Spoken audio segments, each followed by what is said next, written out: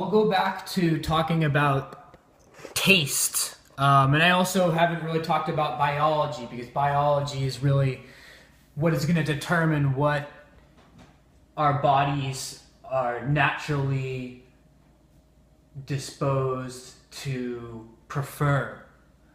I've read a little bit about blood profiles and how they influence our dietary disposition. Something to do with, and I don't have a, what if I find a guy, or if I find a book or a name, I'll post it to this, but at the moment I can't think of who it was or where it came from. But the general idea was that there are 4 different blood types, and there are 4 general dispositions for dietary taste and needs. And so some people are going to eat a very protein heavy or meat heavy diet. On the opposite end of the spectrum, you're going to eat little or no meat and relatively less protein. Definitely a concept that's worth looking into. So, and how would you know anyways? Well, I think you can get tested, and if you look into this, there are definitely specialists who will work with you to identify which you are. But I think more importantly is to look at, to just eat mindfully. Eat mindfully and come to understand how different foods and combinations of foods make you feel. Your taste is a really good guide, and it, both in the long run and generally speaking, and also in the short run and from day to day, you may change. So don't be afraid to love food and to love the taste of food, because not only is it going to give you pleasure and satisfaction to eat delicious food, there's also a physiological benefit to following your own taste preferences. Let me show you around. I'm so fortunate to live in this home and to have this kitchen. And I understand that there are many people that do not have access to a kitchen. And I can talk more about simplicity in cooking in a later video and some techniques that I have found. But for me, my limiting factor is not my equipment at the moment. I have such a great setup, and I'm really, really grateful for that. But the thing is, despite all of this, I am such a lazy cook. I don't really like it. I really don't like to cook that much. Every once in a while, but I usually do not like to cook.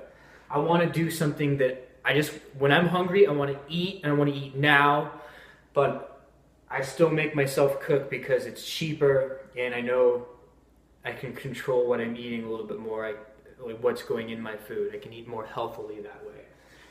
So I grind it out, but it's still, I guess, my distaste for cooking has made me, well, you probably don't want my recipe book because it's going to be terrible. But I think I've practiced some concepts of cooking and trying to make it as fast and as simple as possible. And so in the morning, this is what I eat. And this is just from my own tastes, but it works for me, and I pretty much eat the same thing every day. Eggs with vegetables, and eggs with vegetables in the morning. I also like to have a grain like cereal or bread. I put butter on the bread, or peanut butter on the bread, and jam. And or I'll go with cereal, milk, and yogurt. But I always like to have yogurt in the morning, a little probiotics to start the day. Vegetables, high nutrients there, as well as all the macronutrients. For lunch, I go with a sandwich, sometimes a meat sandwich, sometimes just cheese on it, but load it with vegetables, maybe some hummus, some chips. I like to have potato chips or corn chips. Chips and hummus is what I had with salsa yesterday. But again, just making sure, I definitely want to get some fiber for lunch because I'm not going to eat again. I usually just eat 3, maybe 4 meals a day. But lunch, I'll have a gap after that, so make sure I'm getting some good fiber, something that's really going to fill me up, and a good amount of fat too. Peanut butter and jelly is actually, most days I'll have peanut butter and jelly. Sometimes I'll have like 1 peanut butter and jelly sandwich and 1 turkey sandwich or 1 cheese sandwich, or I'll have chips with my peanut butter sandwich. But something I can throw together really quick. I don't have a lot of time around that time of the day. Then dinner.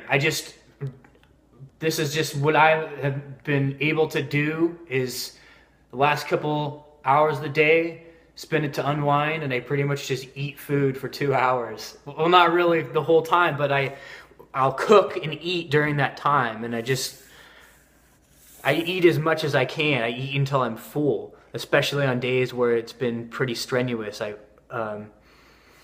I'll just try to eat just as much as I don't need to like completely stuff myself, but I want to make sure I'm definitely full for dinner. And it's a lot of times we'll go with the meat base, but we also go stir fries, a lot of stir fry, a lot of tofu, stir fries. Bean salads with some lentils in there, some bean, or no, we don't really do lentil salad, but like we'll do lentils or beans. We do burritos, and then we'll do big green salad. Any kind of vegetables you want to put in there. Good amount of dressing. Get some fat dressing. Fat with the fat soluble vitamins got to be consumed with they need to be consumed with a fat. So your green vegetables, having some oil, make sure you got oil in that meal will really help your uptake of those nutrients. And dessert, so whatever, ice cream, brownies, whatever, fill in the gaps. Like I said, I go for dinner, I just try to fill up, and we eat dessert. I mean, when I was 13, I stopped eating dessert because I thought it was bad for you, and I was really committed to that. But I've found that my performance has actually increased quite a bit since I started eating just whatever I want. I eat whatever I want. If I feel like eating it, I eat it pretty much. If I'm hungry for it, I go for it. I'm fortunate enough to have a really active lifestyle, both in my professional work, and also I have an opportunity to go to the gym as much as I need to, or I go every other day for a 1-hour workout.